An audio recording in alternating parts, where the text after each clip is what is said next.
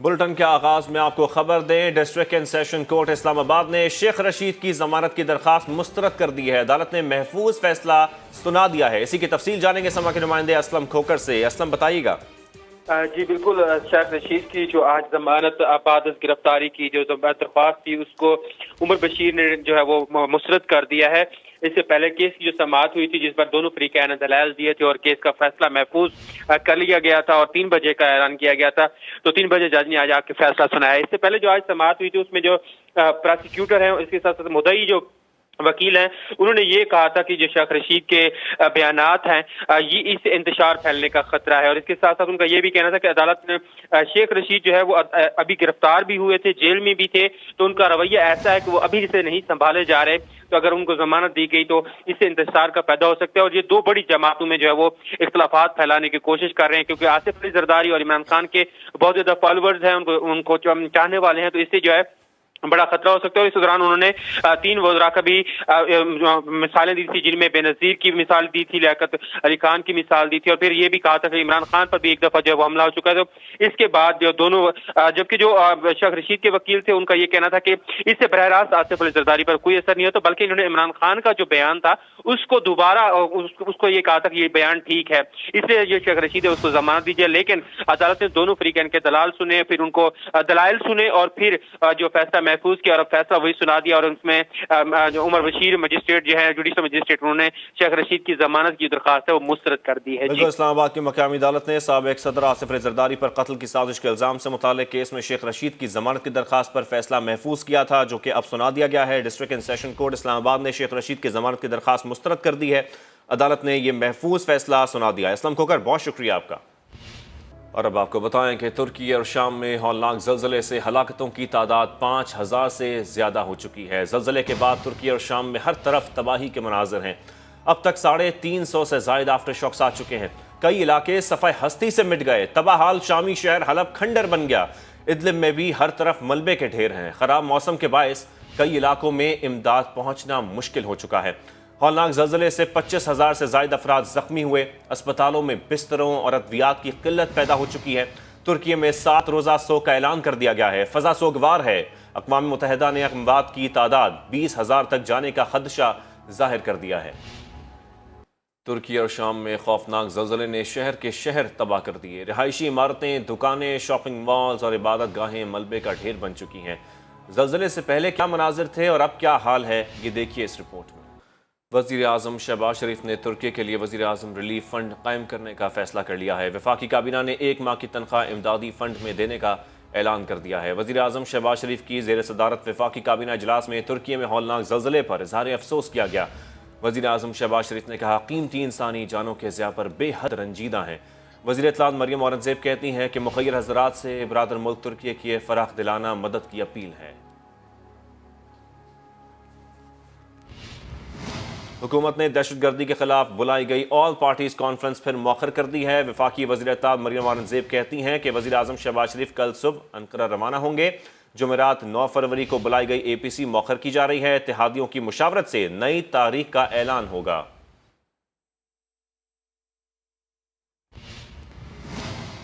ترکی اور شام میں زلزلے پر ہر آنکھ اشک بار ہے۔ عالمی برادری نے زلزلہ متاثرین کے لیے اپنی باہیں پھیلا دیں۔ چین، امریکہ، برطانیہ، جاپان سمیت کئی ممالک کی جانب سے امدادی سامان بھیجنے کا سلسلہ جاری ہے۔ ترکی اور شام میں شدید زلزلہ، امریکہ اور برطانیہ سمیت کئی ممالک مدد کو آ گئے۔ امریکی وزیر خارجہ اینٹونی بلنکن نے ترک ہم منصب کو فون کیا، دلاسا دیا۔ ترکی اور شام میں زلزلہ زدگان کی ہر ممکن مدد کا یقین دلایا۔ چین نے ترکی کو $6 ملین کی ہنگامی امداد بھیج دی، جس میں کھانے پینے کی اشیاء اور ادویات شامل ہیں۔ جاپان نے ڈیزاسٹر ریلیف ٹیم ترکی اور شام بھیجی۔ Team rescue and search operation میں مدد دے گی۔ آسٹریلوی وزیر اعظم کا زلزلہ متاثرین سے اظہار افسوس اور ہمدردی، $10 ملین کی امداد کا اعلان بھی کیا۔ نیوزی لینڈ نے بھی زلزلہ متاثرین کے لیے $10 لاکھ امداد کا اعلان کیا۔ جنوبی کوریا نے بھی امدادی ٹیم اور طبی امداد ترکیہ روانہ کی۔ میکسیکو کی ریسکیو اینڈ سرچ ٹیم ترکی پہنچ گئی تاکہ ملبے تلے دبے افراد کو نکالا جا سکے۔ ایران اور عراق سے بھی امدادی طیارے شام پہنچ گئے، جن میں 70 ٹن خوراک، ادویہ، خیمے اور کمبل شامل ہیں۔ ترکی اور شام میں زلزلے سے ہر طرف تباہی، کئی شہر صفحہ ہستی سے مٹ گئے۔ زلزلے کی تباہ کاریوں کی تصویری جھلک آپ کو دکھاتے ہیں۔ اب آپ کو بتائیں سابق صدر پرویز مشرف کو کراچی میں آرمی قبرستان میں سپرد خاک کر دیا گیا۔ جنازے میں سیاسی، سماجی، اعلیٰ سول اور فوجی حکام شریک ہوئے۔ سابق صدر پرویز مشرف کی نماز جنازہ ملیر پولو گراؤنڈ میں ادا کی گئی، جس کے بعد آرمی قبرستان میں سپرد خاک کر دیا گیا۔ جنازے سے قبل آرمی قبرستان کا انتظام رینجرز اور فوجی جوانوں نے سنبھال لیا تھا۔ قبرستان کے سامنے سڑک کے دوسرے اطراف پارکنگ کا انتظام کیا گیا تھا۔ جنازے میں chairman joint chiefs of staff committee general Sahir Shamshad, سابق army chief general retired Qamar Javed Bajwa, general retired Ashfaq Parvez Kayani نے شرکت کی۔ ایم کیو ایم پاکستان کے ڈپٹی کنوینر خالد مقبول صدیقی، مصطفیٰ کمال، فاروق ستار اور فروغ نسیم بھی شریک ہوئے۔ آپ کو بتائیں اس خبر کے حوالے سے سابق صدر پرویز مشرف کی نماز جنازہ ملیر پولو گراؤنڈ میں ادا کی گئی، جس کے بعد آرمی قبرستان میں سپرد خاک بھی کر دیا گیا۔ جنازے سے قبل آرمی قبرستان کا انتظام رینجرز اور فوجی جوانوں نے سنبھال لیا تھا، جبکہ قبرستان کے سامنے سڑک کے دوسری طرف پارکنگ کا انتظام کیا گیا۔ جنازے میں chairman joint chief of staff committee general Sahir Shamshad, سابق army chief general retired Qamar Javed Bajwa, general retired Ashfaq Parvez Kayani نے شرکت کی، جبکہ ایم کیو ایم پاکستان کے ڈپٹی کنوینر خالد مقبول صدیقی، مصطفیٰ کمال، فاروق ستار اور فروغ نسیم بھی شریک ہوئے۔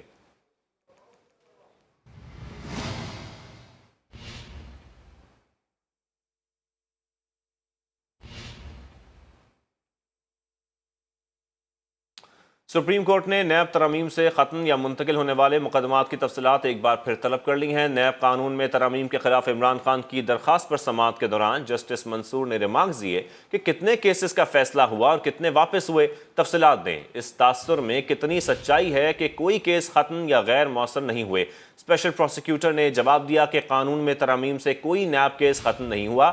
نیب نے کسی کیس میں پروسیکیوشن ختم نہیں کی۔ کچھ کیسز ترامیم کے بعد صرف متعلقہ فارمز پر منتقل ہوئے۔ جسٹس منصور نے کہا کہ نیب ترمیم کے بعد جن کیسز کا میرٹ پر فیصلہ ہوا ان کی تفصیل بھی دیں۔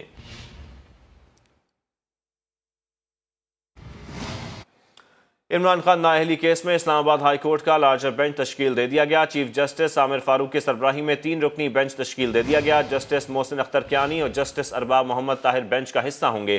اسلام آباد ہائی کورٹ 9 فروری کو کیس کی سماعت کرے گا۔ عمران خان پر مبینہ بیٹی کو کاغذات نامزدگی میں ظاہر نہ کرنے کا الزام ہے۔ شہری محمد ساجد نے عمران خان کو نااہل کرنے کی استدعا کر رکھی ہے۔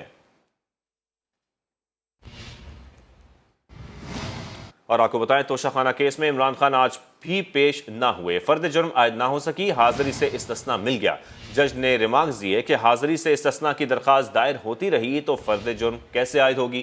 توشہ خانہ ریفرنس میں عمران خان کے خلاف فوجداری کارروائی سے متعلق کیس میں جج نے عمران خان کے وکیل سے استفسار کیا کہ ایک تاریخ بتا دیں عمران خان کب عدالت آئیں گے۔ وکیل نے کہا مصدقہ کاپیاں فراہم نہیں کی گئیں، وہ ڈاکٹرز کی ہدایت پر عمل کر رہے ہیں، صحت نے اجازت دی تو آئیں گے۔ الیکشن کمیشن کے وکیل نے کہا ہم نے کنٹینر پر عمران خان کو ناچتے ہوئے دیکھا ہے۔ عمران خان کے وکیل نے کہا ایسے بیانات نہ دیے جائیں جس سے لگے کہ منشیوں والا کام کیا جا رہا ہے، قانون کی بات کی جائے، یہ نہ ہو کہ ہمیں بھی بولنا پڑے۔ عدالت نے تمام ثبوتوں کی تصدیق شدہ کاپیاں عدالت اور پی ٹی آئی کو فراہم کرنے کی ہدایت کر دی۔ وزیر اعظم کے معاون خصوصی عطا تارڑ کی عمران خان پر لفظی گولہ باری، کہا جب بھی مشکل وقت آیا یہ چھپ گئے یا بھاگ گئے، ان کے قول و فعل میں تضاد ہے۔ جیل بھرو تحریک عدالتی استثناء کی تحریک بن چکی ہے۔ سوال اٹھایا 3 سال میں 1.6 ارب روپے کیش فرا گوگی کے اکاؤنٹ میں کیسے آ گیا؟ عثمان بزدار کو پنجاب کا وزیر اعلیٰ کیوں لگایا گیا تھا؟ کس نے لگایا تھا؟ کیا بشرا بی بی نے نہیں لگوایا تھا؟ کیا ان کی بزدار صاحب کی اہلیہ سے دوستی نہیں تھی؟ 959 ٹرانزیکشنز ہیں اور یہ 1.6 ارب روپیہ کیش جمع کرایا گیا ہے فرا گوگی کے اکاؤنٹ میں 3 سال میں۔ مجھے غلط ثابت کر دیں کہ فرا گوگی کو پاکستان سے فرار عمران خان اور بشرا بی بی نے نہیں کرایا۔ فرا گوگی نے 2018 میں جب حکومت آئی ہے 10 سے 12 نئے بینک اکاؤنٹ بنائے۔ کیوں بنائے؟ اور عمران نیازی صاحب اور بشرا بی بی اس میں حصے دار تھے۔ پرائیویٹ جیٹس پہ باہر جانا، توشہ خانہ کے تحائف بیچنا، واپس آ جانا۔ آپ کے نکاح میں فرا گواہ ہے، آپ کی کچن کیبنٹ میں فرا شامل ہوتی تھیں، تو وہ پاکستان واپس کیوں نہیں آتی؟ بلائیں نا پاکستان، آ کے نیب کا سامنا کریں، ایف آئی اے کا سامنا کریں، کیسز پڑے ہوئے، مفرور ہے، باہر بیٹھے ہیں۔ توشہ خانہ کی تفصیلات خفیہ رکھنے سے متعلق بیان حلفی جمع نہ کرانے پر لاہور ہائی کورٹ توشہ خانہ کے سربراہ پر برہم، آئندہ سماعت پر بیان حلفی داخل نہ ہونے کی صورت میں توہین عدالت کی کارروائی کا عندیہ دے دیا۔ جسٹس عاصم حفیظ نے دوران سماعت کہا کہ وہ افسر کہاں ہے جسے بیان حلفی کے ساتھ طلب کیا گیا تھا، عدالتی حکم عدولی پر کیوں نہ توہین عدالت کی کارروائی کی جائے۔ توشہ خانہ کے سیکشن افسر نے بتایا کہ تحائف کی معلومات پبلک کرنے پر غور کیا جا رہا ہے۔ عدالت نے ریمارکس دیے کہ اس سے کوئی سروکار نہیں، توشہ خانہ کی تفصیلات بیان حلفی کے ساتھ طلب کی تھیں، وہ معلومات کہاں ہیں۔ عدالت نے آئندہ سماعت پر بیان حلفی جمع نہ کرانے کی صورت میں توہین عدالت کی کارروائی کا عندیہ دے دیا۔ سماعت 21 فروری تک ملتوی کر دی گئی۔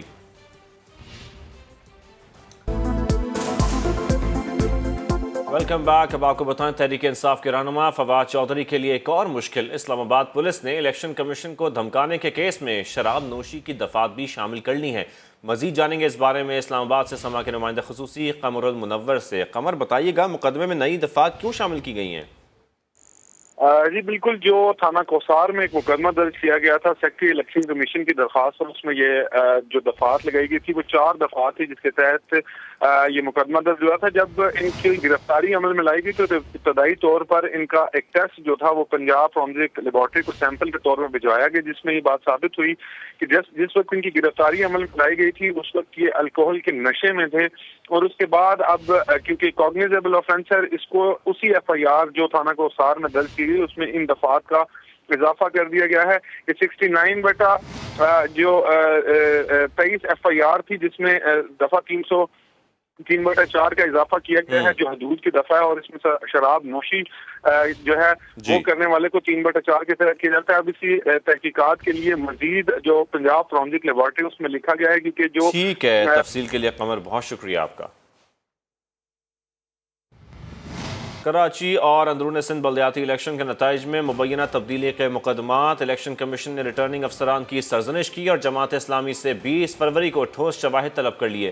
ریٹرننگ اور پریزائڈنگ افسران کو بھی حاضری یقینی بنانے کا حکم دیا ہے۔ پی ٹی آئی کی درخواستیں مقرر ہی نہیں تھیں، علی زیدی پھر بھی پیش ہو گئے۔ اسلام آباد سے ذوالکنین اقبال رپورٹ کر رہے ہیں۔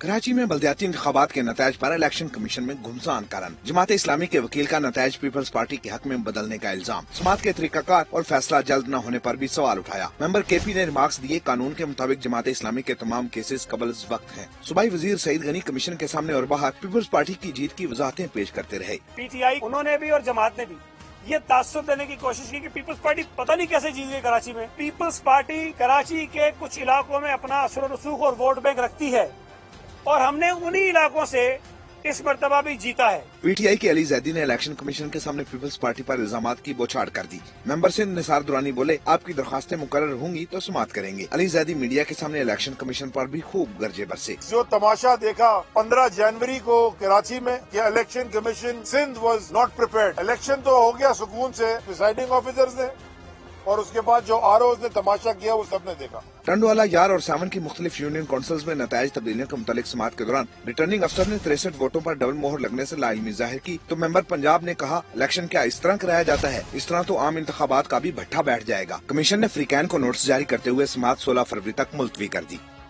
سندھ ہائی کورٹ میں لاپتہ افراد کیس کی سماعت ہوئی۔ 3 لاپتہ شہریوں کی بحفاظت گھر واپسی پر عدالت نے درخواستیں نمٹا دیں۔ 3 لاپتہ شہریوں کی بحفاظت گھر واپسی پر عدالت نے اظہار اطمینان کیا۔ ریمارکس دیا، اللہ تعالیٰ کا شکر ہے شہری گھر واپس آ گئے۔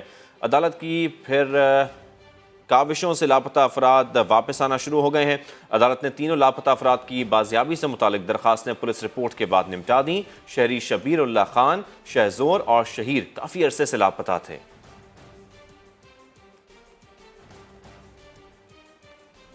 اور آپ کو خبر دیں، نگراں حکومت نے پرویز الہی دور حکومت کے گجرات ڈویژن کے منصوبوں پر جائزہ کمیٹی تشکیل دے دی ہے۔ آپ کو بتائیں، نگراں حکومت نے پرویز الہی دور حکومت کے گجرات ڈویژن کے منصوبوں پر جائزہ کمیٹی تشکیل دے دی ہے، جبکہ پنجاب حکومت نے 3 رکنی کمیٹی سے 7 روز میں رپورٹ بھی طلب کر لی ہے۔ اس پر مزید بات کریں گے سما کے نمائندے دانش منیر سے۔ دانش، کمیٹی کیا کام کرے گی اس حوالے سے بتائیے گا۔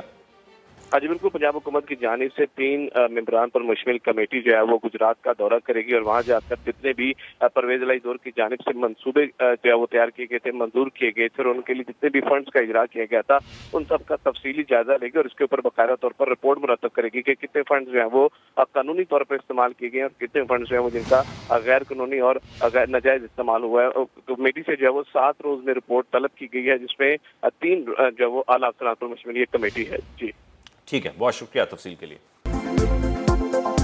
Welcome back. اب آپ کو بتائیں پی ٹی آئی رہنما فواد چودھری کا جیل بھرو تحریک میں جہلم میں سب سے پہلے گرفتاری دینے کا اعلان۔ کہتے ہیں جیل بھرو تحریک کے لیے ہزاروں لوگ رجسٹریشن کرا رہے ہیں، پہلے جیل میں لیڈرشپ جائے گی، کارکنان بعد میں جائیں گے۔